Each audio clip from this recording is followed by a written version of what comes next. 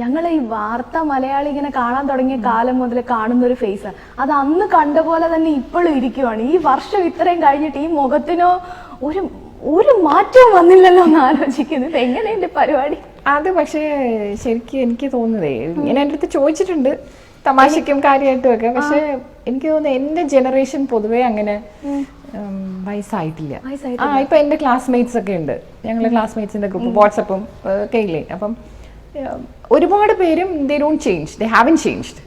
ഒരുപാട് പേരും ദേ remain so. എന്ന് വെച്ചാൽ മേ ബി ലൈക്ക് നമ്മളിപ്പോൾ കുറച്ചുകൂടെ അറ്റൻഷൻ കൊടുക്കും നമ്മുടെ പേഴ്സണൽ ഇതിനും ഹെൽത്തിനും, എന്തെങ്കിലുമൊക്കെ എക്സസൈസ് ഒക്കെ ചെയ്ത്, അതുകൊണ്ടൊക്കെ ആയിരിക്കും. എന്റെ കൂടെ ഉള്ളവരെ ഞങ്ങൾ ഒരുമിച്ച് കണ്ട ഇതേ ചോദ്യം എല്ലാവരോടും ചോദിക്കേണ്ടി വരും. ആണല്ലേ? എന്നാലും ഞങ്ങൾക്കൊക്കെ എന്ന് പറഞ്ഞാൽ അളക നന്ദാന്നൊക്കെ പറഞ്ഞ ആ വാർത്തയൊക്കെ വായിച്ചുകൊണ്ടിരിക്കുന്ന ആ മുഖം, അത് ഇത്ര വർഷമായിട്ട് ഞങ്ങൾ കണ്ടുകൊണ്ടിരിക്കുകയാണ്. അപ്പൊ ഇങ്ങനെ ആൾക്കാർക്കൊക്കെ ഒരു പ്രത്യേക സ്നേഹമില്ലേ?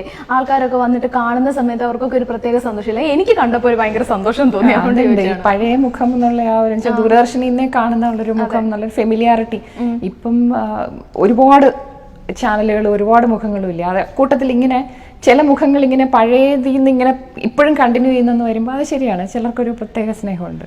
ശരിക്കും എങ്ങനെയാ ഈ ഒരു രംഗത്തോട്ട് വരുന്നത്? അന്നത്തെ ഇപ്പം മാം തുടങ്ങിയത് ഒരു 92, 93 ആ വർഷം, ആ സമയത്തൊക്കെ ഇതൊക്കെ ഇങ്ങനെ വാർത്ത വായിക്കുന്നു, അതൊക്കെ തുടങ്ങി വരണം ഒരു സമയം. അപ്പൊ ആ സമയത്ത് ഇതൊരു മതി, എനിക്ക് ഈ ഒരു പ്രൊഫഷൻ, അങ്ങ് തീരുമാനത്തിലൊക്കെ എങ്ങനെയാണ് എത്തുന്നത്?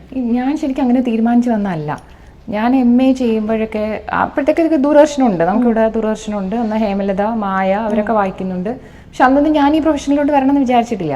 അപ്പോൾ ഞങ്ങൾ MAക്ക് ഇവിടെ ഡിപ്പാർട്ട്മെന്റിൽ അയ്യപ്പ പണിക്കർ സാറിൻ്റെ സ്റ്റുഡൻ്റായിട്ട് കാര്യവട്ടത്തല്ലായിരുന്നു, ഞങ്ങളുടെ ഓഫീസ് കോളേജ് ഇവിടെയായിരുന്നു, യൂണിവേഴ്സിറ്റി ഓഫീസിൻ്റെ ക്യാമ്പസിലാണ്, ഇൻസ്റ്റിറ്റ്യൂട്ട് ഓഫ് ഇംഗ്ലീഷ്.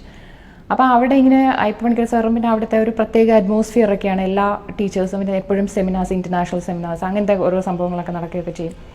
അപ്പോൾ ഈ പേപ്പർ പ്രസൻറ്റേഷൻസ് കാണും MAക്ക് തന്നെ. അപ്പോൾ പേപ്പർ പ്രസൻറ്റേഷൻസ് ഒക്കെ ചെയ്യുമ്പം എൻ്റെ ഒരു ഫ്രണ്ട്, 1-2 ഫ്രണ്ട്സ് ക്ലാസ്മേറ്റ്സ് എന്നോട് പറഞ്ഞിട്ടുണ്ട്, ഇങ്ങനെ ഈ സ്റ്റേജിൽ നിന്ന് ഇങ്ങനെ പ്രസൻറ്റ് ചെയ്യാനൊക്കെ നല്ലതാണ്, നല്ല വോയിസ് എന്ന് വെച്ചാൽ ഒരു മോഡുലേഷനും ഒക്കെ നല്ലതാണ്, you should apply in Doordarshan എന്ന് ചുമ്മാ ഇങ്ങനെ തമാശയ്ക്ക് പറഞ്ഞിട്ടുണ്ട്. എന്നിട്ട് അക്കൂട്ടത്തിൽ ഒരാൾ ARL അതിൻ്റെ ട്രാൻസ്മിഷൻ എക്സിക്യൂട്ടീവായിട്ട് കിട്ടി, ഇത് കഴിഞ്ഞ ഉടനെ. അപ്പോൾ എന്നെ കൊണ്ട് ഫോം ഫില്ല് പോലും ഇല്ല, ഞാൻ ഒപ്പിട്ട് കൊടുത്തതേ ഉള്ളൂ. അവിടെ ഇപ്പൊ പോണ്ടിച്ചേരിയിലാണ്, അവരാ ഫില്ല് ചെയ്തൊക്കെ ബാക്കി. എന്നെ കൊണ്ട് പേരും എഴുതി ഒപ്പിടിച്ച് കൊണ്ടുപോയി അവിടെ ഇട്ടു. അപ്പം ടെസ്റ്റിന് വിളിച്ചു, കിട്ടി. ആദ്യം അനൗൺസറായിട്ടായിരുന്നു, അത് 2 മാസം ഒരുമിച്ചാ കൊടുത്തെ. അത് അതിന്റെ കൂടെ തന്നെ മറ്റതിന്റെയും ടെസ്റ്റ് കഴിഞ്ഞു, കിട്ടി. ആക്സിഡന്റിലായിരുന്നു ശരിക്കും പറഞ്ഞാൽ.